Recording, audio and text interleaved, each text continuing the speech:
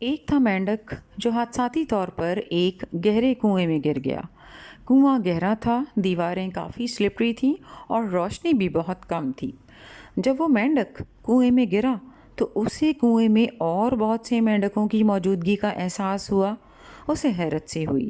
اس نے سوچا کہ ان مینڈکوں نے باہر نکلنے کی کوشش کیوں نہیں کی۔ اگر کوئی اسکیپ کی کوشش نہیں کر رہا تو اس کا سیدھا مطلب اسٹرانگ ڈیٹرنس تھا، and obviously it was not a green signal situation۔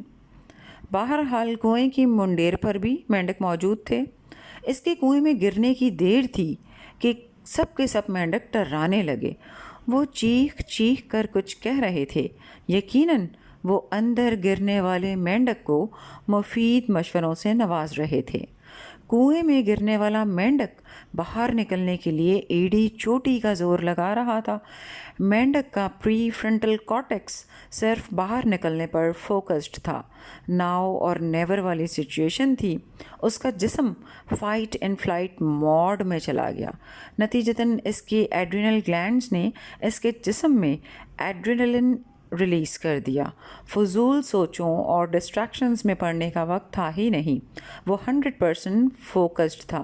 اس کا جسم اور ذہن الائنڈ ہو کر ایک ہی مقصد پر جم گئے، اور مقصد تھا سروائیول اینڈ اسکیپ، یعنی بچنا اور باہر نکلنا۔ فوکسڈ مائنڈ عام جسم کو بھی غیر معمولی بنا دیتا ہے۔ ایکسلریشن بڑھ جاتی ہے، فورس زیادہ جنریٹ ہوتی ہے، موشن اسموتھ اور افیکٹو ہو جاتی ہے، اور پرفارمنس آؤٹ کلاسڈ۔ مینڈک کی فوکسڈ مائنڈ اور ایڈرینلن کے اخراج نے اس کی چھپی ہوئی طاقت کو جگا دیا۔ اس کی رفتار اور طاقت معمول سے کئی گنا بڑھ گئی۔ ہر چھلانگ پہلے سے زیادہ اونچی ہو گئی اور وہ باہر نکل آیا۔ جب ارادہ پکا ہو تو جسم بھی ساتھ دیتا ہے۔ گول ڈریون اسٹیمنا سے مینڈک ناممکن کو ممکن بنا چکا تھا، لیکن کہانی ابھی ختم نہیں ہوئی۔ باہر نکلتے ہی منڈیر پر بیٹھے مینڈکوں نے اسے گھیر لیا۔ ان کا کہنا تھا کہ ہم تمہیں روک رہے تھے، تم نے ہماری بات کیوں نہ مانی؟ تب مینڈک نے انہیں اشاروں میں بتایا کہ دراصل وہ بہرا ہے، سن نہیں سکتا۔ مینڈک کو لگا کہ وہ سب اسے حوصلہ دے رہے تھے، اور وہ ان سب کا شکر گزار تھا، کیونکہ ان کی کانسٹنٹ سپورٹ تاریک اور گہرے کنویں میں اس کا حوصلہ بنی رہی۔ وہ یہ نہیں جانتا تھا کہ کنویں کے اندر اور باہر کے مینڈکوں کا مجمع مسلسل اسے ڈسکریج اور کرٹیسائز کر رہا تھا۔ The crowd was not on board. They were not actually favoring him. کوشش فضول ہے، اچھل اچھل کر خود کو مت تھکاؤ، تم نہیں کر سکو گے، یہ وہ فکرے تھے جو وہ سن نہ سکا۔ اگر وہ بہرا نہ ہوتا تو شاید یہ آوازیں اور منفی باتیں اس کی ہمت توڑنے کے لیے کافی تھیں، مگر ان اے پرفیکٹ ٹوسٹ اس کی ڈیفنس یعنی بہرے پن نے اسے بچا لیا۔ ویٹ، کہانی ابھی بھی ختم نہیں ہوئی۔ اسی مینڈک نے اپنے بہرے پن کا علاج کر لیا۔ اب وہ سن سکتا تھا، لیکن قسمت کو کچھ اور ہی منظور تھا۔ انفارچونیٹلی وہ ایک بار پھر اسی کنویں میں گر گیا، لیکن اب کی بار وہ بہرا نہیں تھا بلکہ سب کچھ سن سکتا تھا۔ اس کے کنویں میں گرتے ہی اندر اور باہر بیٹھے مینڈک شیر ہو گئے، اور انہوں نے وہی پرانی روش اختیار کی۔ کنواں بھی وہی تھا، گرنے والے مینڈک بھی وہی، مجمع بھی وہی، اور تماش بینی بھی ویسی ہی۔ فرق صرف یہ تھا کہ اب کی بار اسے نیگیٹو فیڈ بیک بالکل صاف اور واضح طور پر سنائی دے رہی تھی۔ بڑی ہی زوردار آوازیں تھیں۔ دیکھو، قسمت ہر بار ساتھ نہیں دیتی، اس بار تم باہر نہیں نکل سکو گے۔ لو، یہ تو گیا۔ پہلی بار تم اتفاقاً باہر نکل آئے تھے، اور یاد رکھو اتفاقات ہمیشہ نہیں ہوا کرتے۔ Impossible, you can't make it. ایک مینڈک تو یہاں تک بولا کہ میرا ایک ریلیٹیو بھی اس کنویں میں گر گیا تھا، آج تک نکل نہ سکا۔ اس کا حوصلہ ٹوٹنے لگا۔ اسے لگا اس کا سانس رک رہا ہے، اسے چکر آنے لگے، دل ڈوبنے لگا۔ وہ خاموشی سے ایک طرف بیٹھ گیا۔ اندر اور باہر کی آوازیں اور شور اس کے اعصاب پر حاوی ہونے لگے۔ पिछली बार बात और थी, उसने सोचा, लेकिन इस बार उसने नोटिस किया कि कुएं के अंदर बैठे मेंढक हर उस शख्स से नफरत करते हैं जो बाहर निकलने की कोशिश करता है, जो ऊपर चढ़ने की बात करता है। उसे लगा वो सब के सब बदतरीन ज़हनी ग़ुलामी का शिकार हैं। आज उसे एहसास हुआ कि ज़िंदगी में सबसे बड़ी ग़ुलामी जिस्म की नहीं होती, बल्कि सोच की होती है। ज़हनी ग़ुलाम को मालूम ही नहीं होता कि वो ग़ुलाम है। वो ये समझ ही नहीं पाता कि आज़ादी सोच, जज्बात और फ़ैसलों में भी होनी चाहिए। उसे हैरत थी कि कुएं में रहने वाले मेंढकों ने ये क्यों मान लिया कि उनका मकाम यही है। उन्होंने इतनी आसानी से हमेशा के लिए कुएं में रहना क्यों कबूल कर लिया। उसे इन मेंढकों पर तरस आने लगा। उसने सोचा कि कोशिश छोड़ने वालों का अंजाम कुआं ही हुआ करता है। जो लोग हरकत, कोशिश और जिद्दोजहद को मुशक्क़त समझते हैं, वो सिर्फ़ अपने डर के कैदी नहीं होते, बल्कि वो दूसरों को भी कैद में रहने के फ़ज़ाइल गिनवाते रहते हैं। ऐसे लोग डाइवर्सिटी को ख़तरा समझते हैं। नए पर्सपेक्टिव्स, नई डायमेंशंस इन्हें कबूल नहीं, अपने कंफर्ट जोन को प्रेफर करते हैं। प्रोग्रेसिव अप्रोच के दुश्मन होते हैं ऐसे लोग। ना खुद बदलते हैं और ना ही दूसरों को बदलता देख सकते हैं। अपना भी और दूसरों का भी रास्ता बंद करने की कोशिश करते हैं। रिजिड सोसाइटी में शख्सी आज़ादी को बिल्कुल बर्दाश्त नहीं किया जाता। रिजिड सोसाइटी में शख्सी आज़ादी को जुर्म की सी हैसियत हासिल है।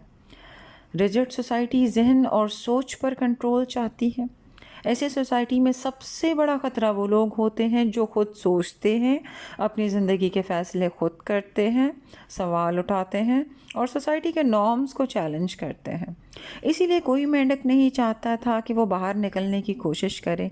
लिहाजा इन मेंढकों ने खौफ, गॉसिप और रेडिक्यूल का सहारा लिया ताकि मेंढक की आज़ाद सोच पर असरअंदाज हो सके।